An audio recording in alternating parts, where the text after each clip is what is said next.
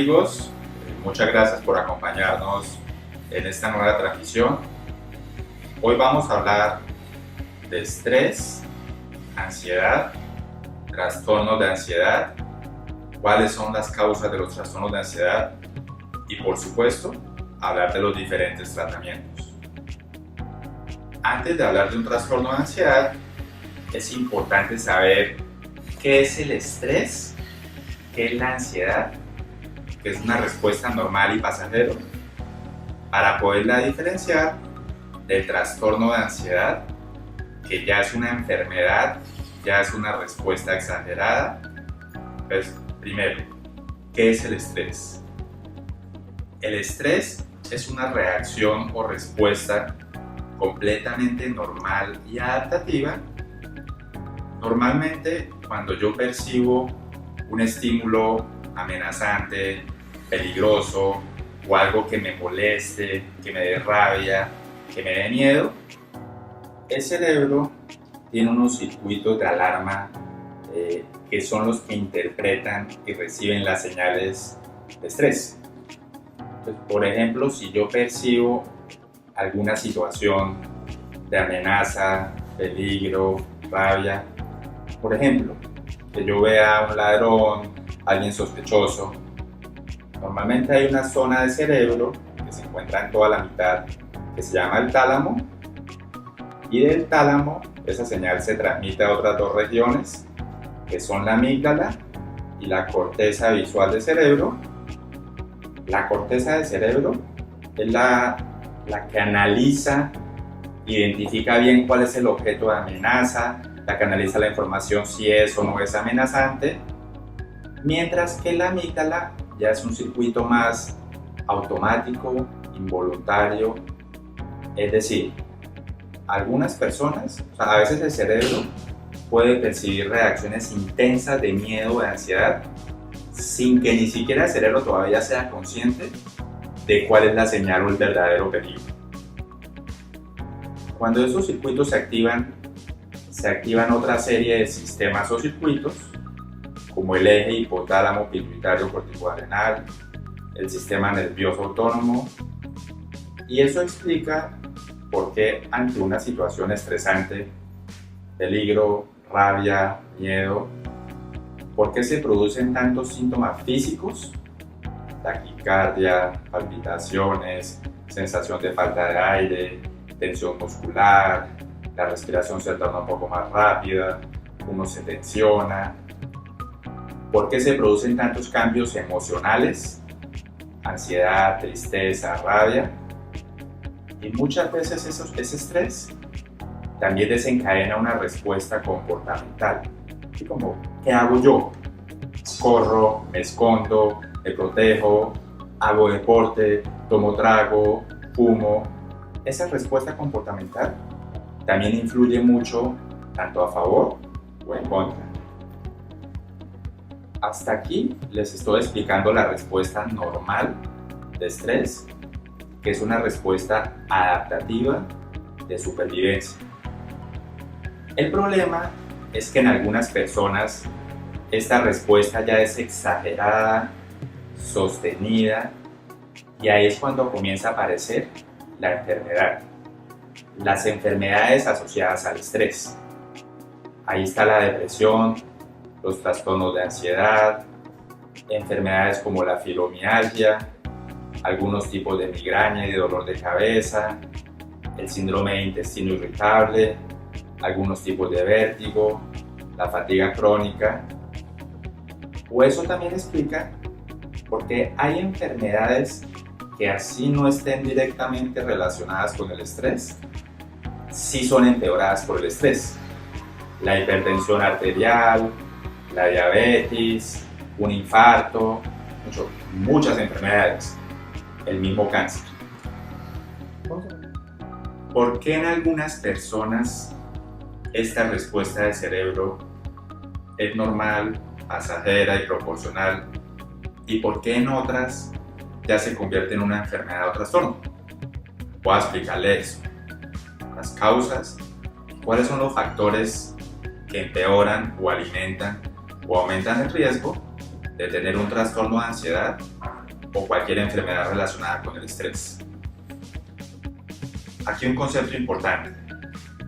La mayoría de personas piensan que la principal fuente o causa de estrés o sufrimiento es externa, es por las situaciones, pero eso no es tan cierto.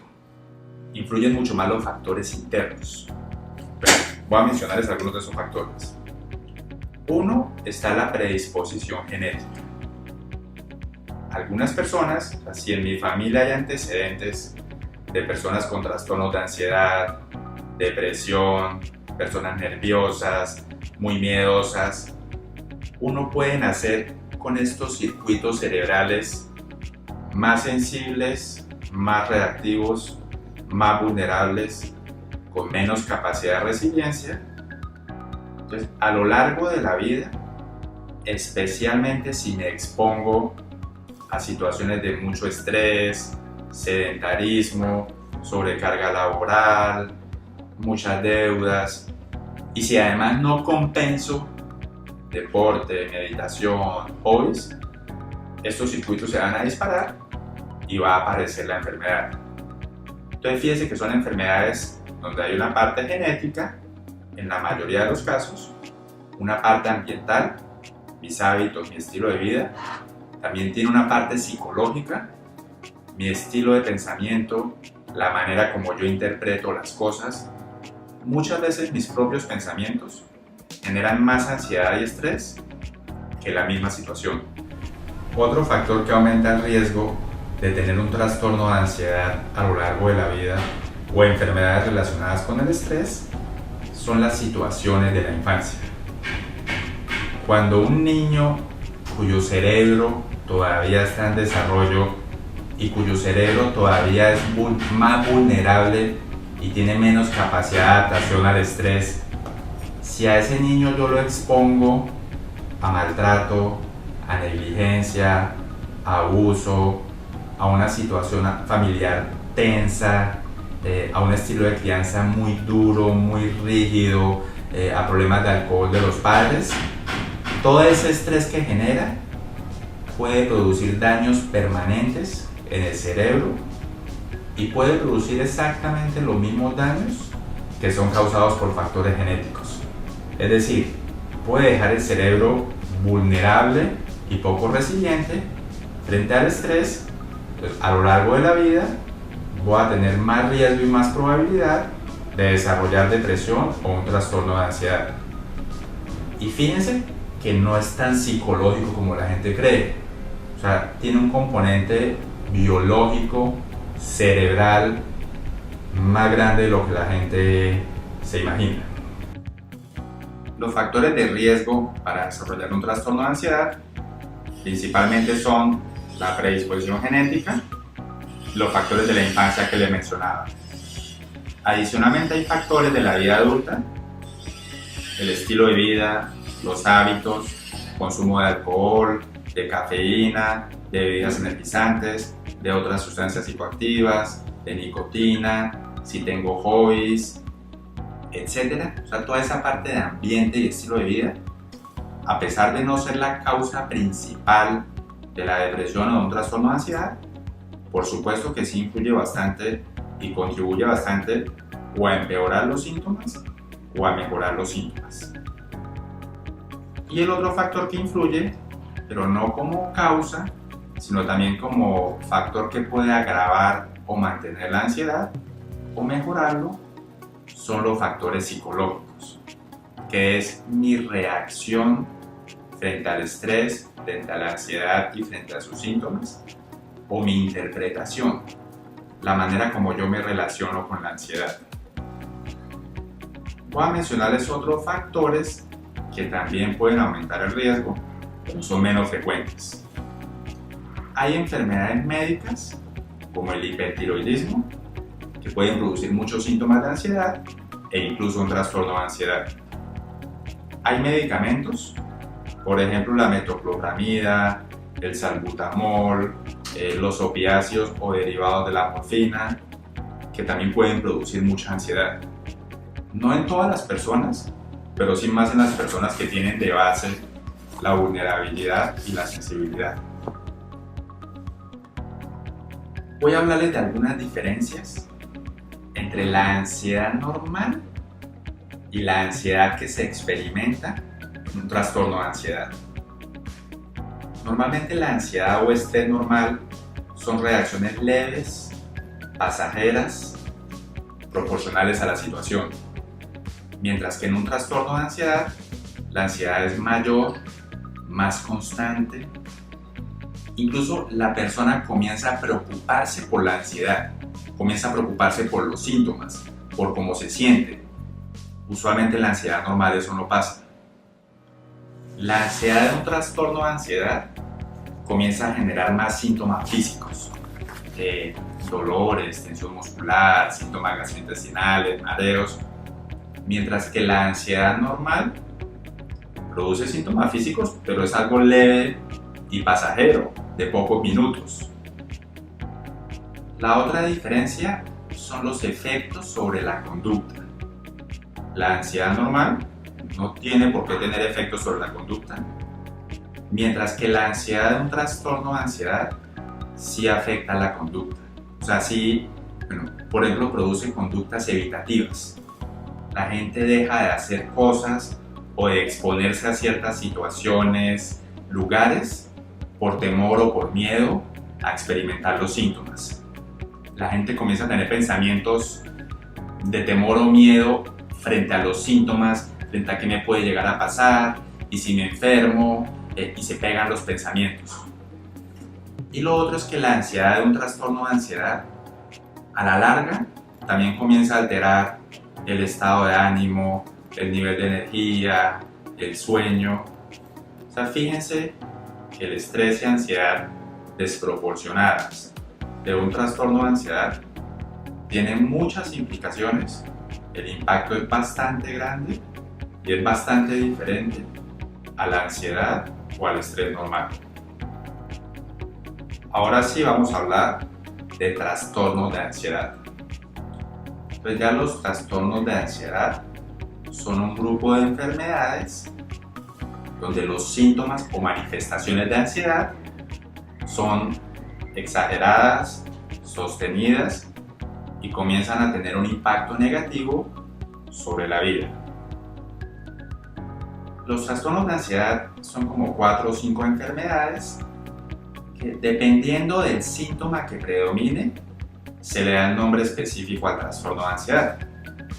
Entonces está el trastorno de ansiedad social o fobia social, el trastorno de angustia o trastorno de pánico, el trastorno de ansiedad generalizada, las fobias específicas.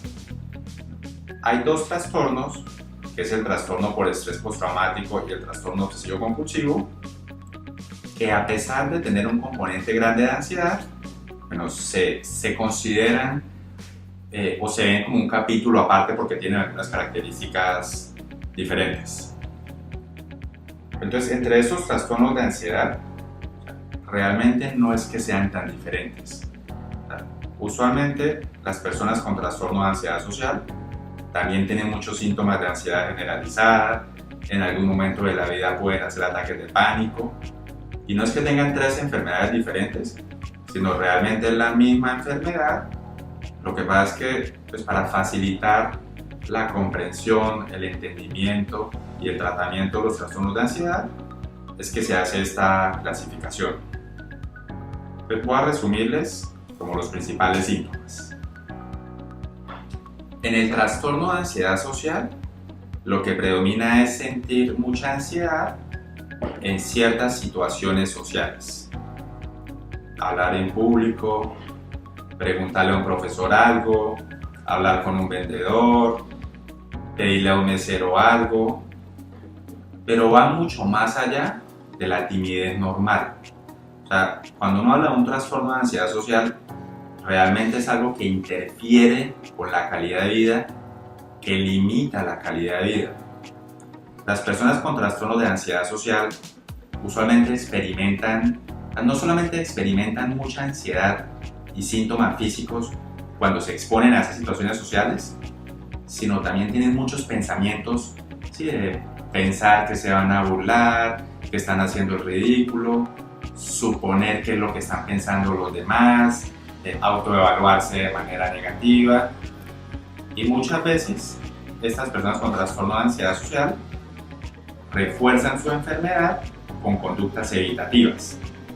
No levantar la mano en clase, no ir a reuniones, no ir a fiesta, siempre tener que entrar acompañado de alguien para preguntar algo, etc.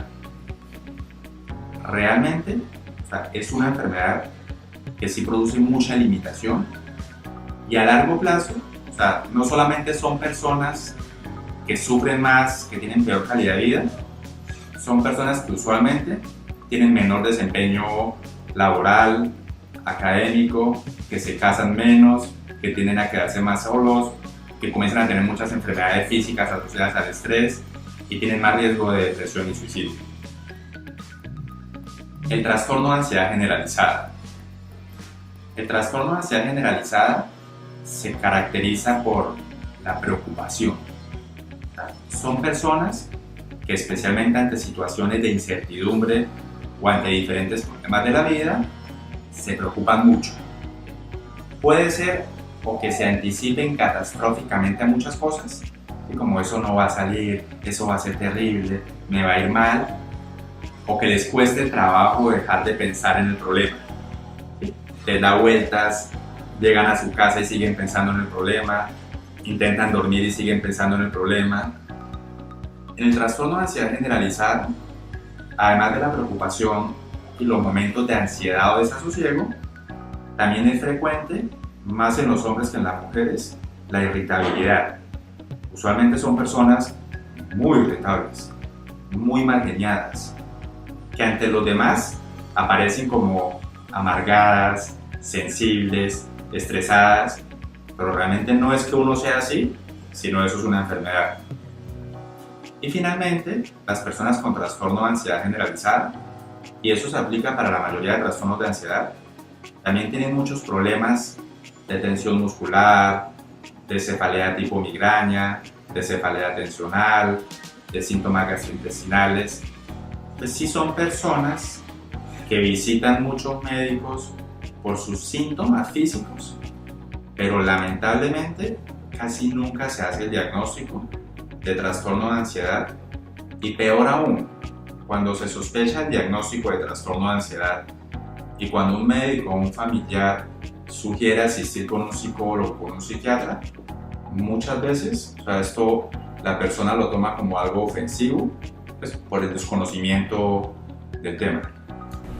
Ahora les voy a hablar del trastorno de angustia o trastorno de pánico. El trastorno de pánico se caracteriza por la presencia de ataques de pánico. Un ataque de pánico es una sensación súbita de ansiedad, de miedo, y usualmente eso se acompaña de muchos síntomas físicos: taquicardia, palpitaciones, sensación de falta de aire, sensación de atoramiento, mareo, hormigueos, corrientazos, frío, calor. Pero el problema es que las personas le tienen mucho miedo al ataque de pánico. Pero no solamente tienen el ataque de pánico y sus síntomas físicos, sino la reacción frente a esto es de miedo. De qué tal que me pase algo, qué tal que me vuelva loco, qué tal que me dé un infarto, qué tal que me dé un derrame cerebral, qué tal que pierda el control. Y adicionalmente, eso muchas veces uno lo empeora buscando información en internet sobre los síntomas físicos, preguntándole a muchas personas sobre el tema, pues, y dejándose influenciar por personas no expertas en el tema. Muchas veces, pues, consumir cafeína, respirar muy rápido, toda esa respuesta frente a la ansiedad y toda esa interpretación que uno hace de los síntomas es lo que produce el ataque de pánico. O sea, no solamente es el ataque de pánico, sino es el miedo al ataque de pánico, el miedo a volverlo a experimentar y el miedo a las posibles consecuencias que eso me pueda traer. Y eso muchas veces se acompaña de conductas evitativas. Entonces dejo de ir a cierto sitio porque qué tal que me da un ataque de pánico, o mejor voy acompañado, solo no vuelvo a ir a ese sitio, comienzo a visitar muchos médicos. Ese es el trastorno de angustia o trastorno de pánico. El otro trastorno que le mencioné son las fobias específicas. Una fobia específica es sentir un miedo o ansiedad intensos a una situación específica, a las alturas, a la oscuridad, a volar en aviones, a ciertos insectos. Y ese miedo muchas veces se acompaña de conductas evitativas. Uno deja de ir a ciertos lugares, deja de hacer ciertas cosas. O sea, la fobia sí comienza a limitar la calidad de vida. Entonces fíjense que les acabé de mencionar el trastorno de ansiedad social o fobia social, el trastorno de ansiedad generalizada, el trastorno de angustia o trastorno de pánico, las fobias específicas. Y fíjense que las 4 enfermedades producen no solamente los síntomas de ansiedad, los síntomas físicos asociados a la ansiedad, sino también pues, producen ciertos cambios en el pensamiento, la preocupación, la pensadera y muchos cambios en la conducta. Eso es lo que se conoce como trastornos de ansiedad. Voy a mencionarles otro síntoma, que ese lo mencionamos en una de las charlas anteriores, que es mucho más frecuente en una enfermedad que se llama trastorno obsesivo compulsivo, pero que también puede aparecer en diferentes trastornos de ansiedad, que es las ideas obsesivas. ¿Sí? Recuerden que son pensamientos, imágenes o sensaciones súbitas que uno es consciente, uno es consciente que uno no piensa esas cosas, uno no quisiera pensar eso, a uno le molesta el pensamiento, pero a pesar de eso el pensamiento sigue una y otra vez. Les recomiendo que vean el video de trastorno obsesivo compulsivo para que entiendan mejor qué es una idea obsesiva y para que vean diferentes tipos de idea obsesiva. ¿Por qué siendo los trastornos de ansiedad enfermedades tan frecuentes, al menos el 10% de la población, sumando todos los trastornos de ansiedad, tiene un trastorno de ansiedad? ¿Por qué siendo tan frecuentes? ¿Por qué tienen un impacto tan negativo? O sea, porque realmente el impacto es muy grande, el impacto económico, afecta la calidad de vida, aumenta el riesgo de otras enfermedades. ¿Por qué la gente no busca ayuda? ¿Por qué en el mejor de los casos un 20 a 30% de las personas son diagnosticadas y tratadas correctamente? Uno, pues es porque la gente no busca ayuda. Lamentablemente, la mayoría de personas no saben que esto es una enfermedad. Como esto no es una enfermedad tangible, o sea, esto no se ve en ningún examen, radiografía, resonancia, sí son enfermedades con un componente biológico y cerebral grande, y como les he mencionado, son enfermedades que incluso afectan el funcionamiento de todo el cuerpo, pero no se ve en ningún examen. Entonces no es tangible, muchas veces comienza temprano en la vida, raramente comienza bruscamente, sino es poco a poco, usualmente lo acompaña a uno buena parte de la vida. Mucha gente crece creyendo, no es que yo soy así, yo tenía un tío que era nerviosa, una prima mía era muy amargada, muy irritable, mi mamá era muy hipocondriaca, visitaba muchos médicos, era muy miedosa, pero realmente no es que uno sea así, sino eso es un trastorno de ansiedad y son enfermedades que responden muy bien al tratamiento en la mayoría de los casos. Otra razón son los estigmas y conceptos negativos con respecto a los trastornos mentales, asistir a un psiquiatra o a un psicólogo, a tomar un medicamento, y también por el desconocimiento de que estos son enfermedades. Usualmente la gente piensa que es cuestión de ponga de su parte, es que usted es muy desagradecido con la vida, es que a usted le falta fe. Bueno, aquí una nota aclaratoria.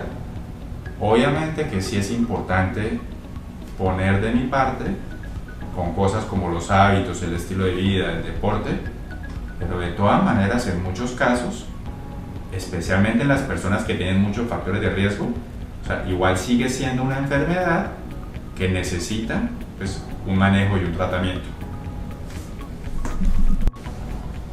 El tratamiento de los trastornos de ansiedad, al igual que el tratamiento de la mayoría de los trastornos mentales, son 4 cosas. Lo primero es hacer un adecuado proceso de evaluación, una entrevista, y dentro de esa evaluación obviamente es importante mirar qué factores, medicamentos, enfermedades médicas, consumo de sustancias, hábitos, estilo de vida, qué factores están influyendo en el problema y en los síntomas, especialmente con la intención de modificar esos factores. La segunda parte del tratamiento es la modificación de hábitos y estilo de vida. Los trastornos de ansiedad y la depresión idealmente sí requieren actividad física regular, ajustar algunos horarios, hacer algunos cambios en la alimentación. Si estoy consumiendo mucho alcohol, cafeína, bebidas energizantes o cualquier otra sustancia psicoactiva, bajarla o incluso idealmente quitarla. Esa es la parte de hábitos y estilo de vida. La tercera parte del tratamiento, que a mi parecer es la más importante, es la parte de la psicoterapia. Hay varios tipos de psicoterapia, pero que tengan buenos estudios y evidencia para tratar y prevenir los diferentes trastornos de ansiedad están la terapia cognitivo-conductual y unas terapias que se llaman terapias basadas en atención plena o mindfulness. Voy a explicarles algunos conceptos relacionados con estas terapias para que lo entiendan. La psicoterapia no es solamente hablar de los problemas personales, desahogarme de mi vida. Realmente la psicoterapia, más para un trastorno de ansiedad, es un entrenamiento en técnicas que le enseñan a uno a ser más consciente de mis pensamientos, interpretaciones, creencias, de mis reacciones, de cómo eso influye en mi ansiedad y en mi estado de ánimo. Y realmente, sí funciona tanto para mejorar como para prevenir recaídas. Yo les insisto, en los trastornos de ansiedad influyen más los factores internos que los externos. Les voy a dar un par de ejemplos para que me entiendan para qué es la psicoterapia. Un ejemplo, las personas con ataque de pánico. Obviamente todos esos síntomas físicos, taquicardia, palpitaciones, obviamente son molestos, pero realmente lo que más le genera sufrimiento a la persona es como yo interpreto los síntomas. ¿Sí? Tenerle miedo o sentir rabia cuando aparecen los síntomas o molestarme cuando aparece la ansiedad. Dios mío, quítame esto, no quiero sentir esto, o juzgarme por sentir eso. Todo esto realmente es lo que termina generando más sufrimiento y alimentando y empeorando la enfermedad. Entonces lo que buscan las terapias cognitivo-conductuales y las terapias basadas en mindfulness es ser más consciente de esos factores. Y suena raro, pero funciona. Es aprender a tener una mejor relación con mis emociones, con mi tristeza, con mi rabia, con mi ansiedad, con mis pensamientos. Aprender a tener una relación más consciente, más neutra, sin connotación negativa, una relación más compasiva. Estas son terapias que requieren un grado de participación alto por parte del paciente. Realmente no es venir solamente a hablar durante la cita, sino es entre cita y cita poner en práctica los ejercicios que se enseñan, las habilidades que se enseñan. Realmente eso es lo que ayuda a que funcione la psicoterapia. Y la cuarta parte del tratamiento, que esta es opcional, esta realmente no se necesita en todos los casos, es la parte de los medicamentos. Los medicamentos se utilizan solamente para casos que son más severos o para casos que no mejoran con los cambios en hábitos y estilo de vida y con la parte de la psicoterapia.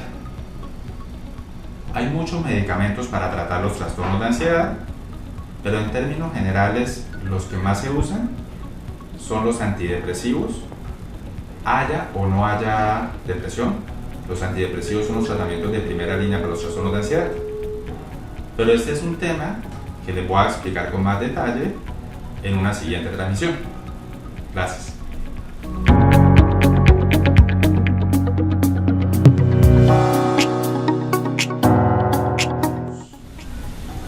Al ser la psicoterapia una de las principales herramientas para manejar la ansiedad y los trastornos de ansiedad, mi objetivo es poderles explicar en qué consiste el proceso de intervención y cuál es el objetivo principal de la psicoterapia.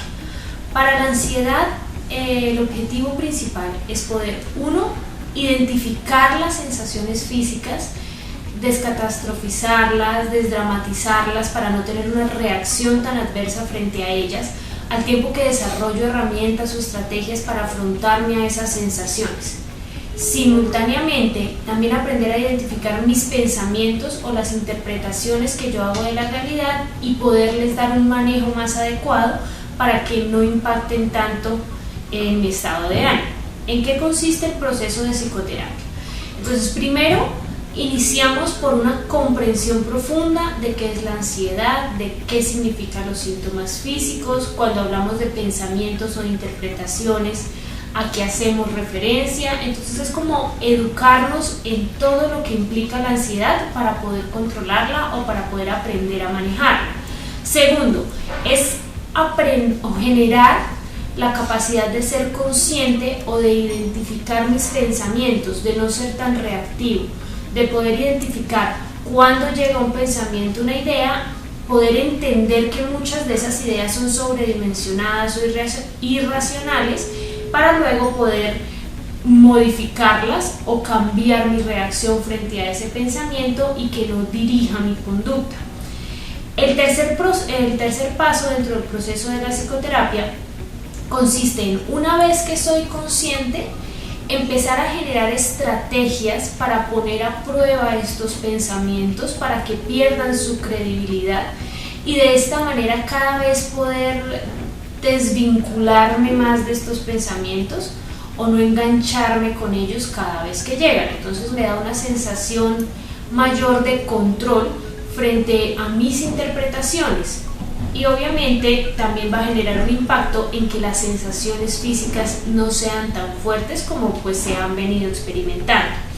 Y finalmente, en el quinto punto es aprender a diseñar estrategias y herramientas para generar unas nuevas ideas mucho más racionales y al tiempo desarrollar también estrategias o planes de acción para mantener los cambios en mi estilo de vida que favorezcan o que generen unos factores protectores para estos trastornos de ansiedad. En términos generales, a nivel de respuesta física, aprendemos técnicas de relajación, técnicas de respiración que nos pueden ayudar a controlar las sensaciones.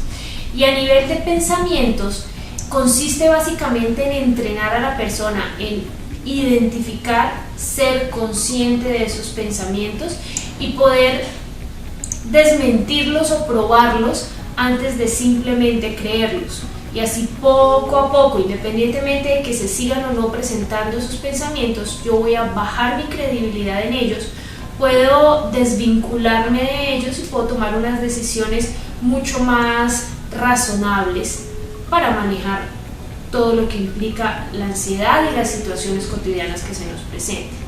Para finalizar, me encantaría dar unas pequeñas recomendaciones sobre los trastornos de ansiedad desde el proceso de psicoterapia, que son muy usuales desde el proceso de psicoterapia. Entonces, el primero es, cuando se presentan trastornos de ansiedad, entonces suele existir la característica de estar muy acelerados frente a las situaciones, o se nos dificulta a veces cumplir con las tareas, concentrarnos en una actividad. Entonces una recomendación muy puntual es que tratemos de organizar de una manera muy flexible nuestros horarios, nuestras actividades, entendiendo que no siempre las vamos a alcanzar a hacer y que siempre tenemos otro nuevo día pues para realizarlas.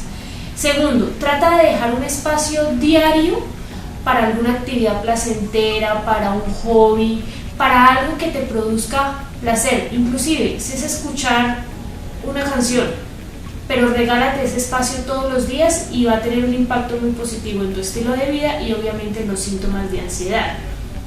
No trates de hacer las cosas todo el tiempo tan rápido, date cada tiempo para cumplir cada tarea y tratar de centrar tu atención en esa actividad es mucho más productivo y genera muchos cambios a nivel de estilo de vida que tratar de hacer de pronto varias cosas al tiempo.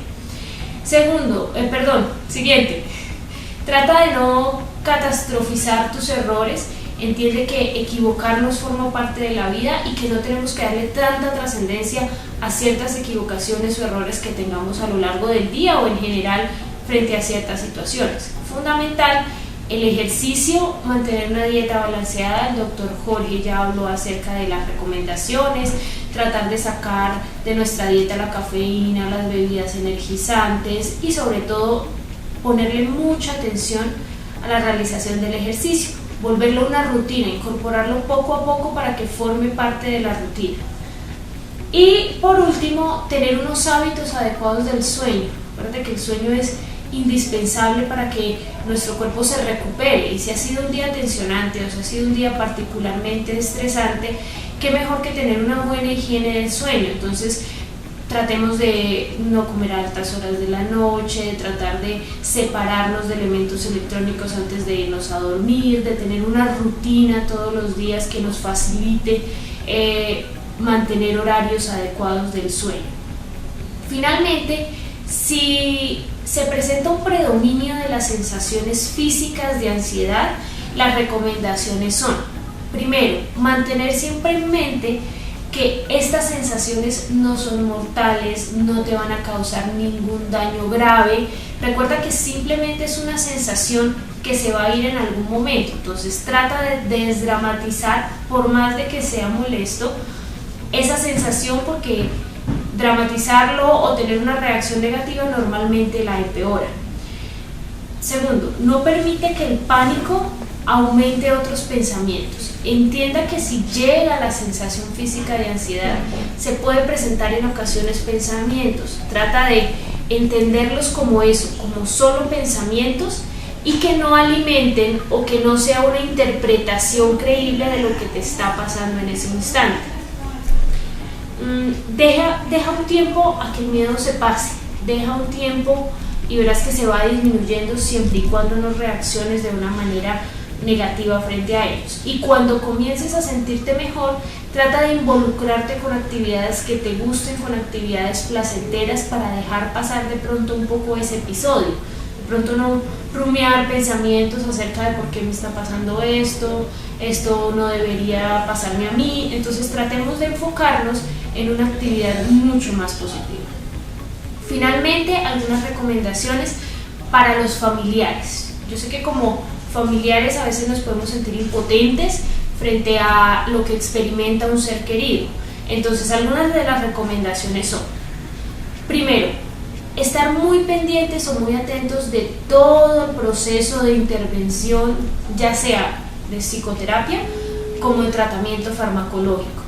Compartir esto en familia le quita un peso enorme a la persona con trastorno de ansiedad y nos da como familiares muchas herramientas para comprender qué es lo que siente y qué es lo que está pasando ese ser querido, que considero que es lo más importante.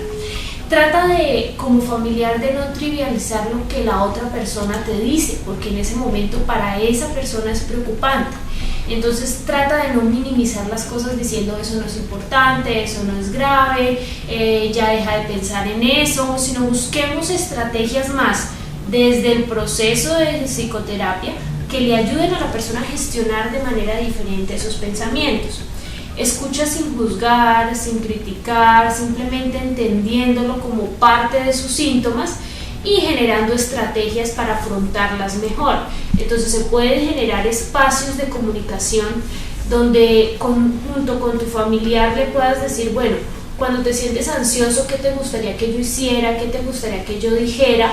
Para ayudarte a salir un poco de esa situación que estás viviendo en ese momento. Entonces, establecer acuerdos y sobre todo apoyo desde la escucha puede ser muy útil para un paciente con trastorno de ansiedad. Y finalmente, apoyar al paciente a enfrentar sus miedos, impulsarlo, motivarlo a enfrentar sus miedos, pero de una manera que sea en común acuerdo y sin presionar, porque usualmente esto puede generar más tensión, agravando un poco la sintomatología. Y finalmente, estar muy informados y ayudarle en lo que podamos con información fundamentada de qué podemos hacer en conjunto de manera individual para manejar todos los síntomas de ansiedad. Muchísimas gracias por la atención prestada, por estar con nosotros y nos vemos en una próxima transmisión.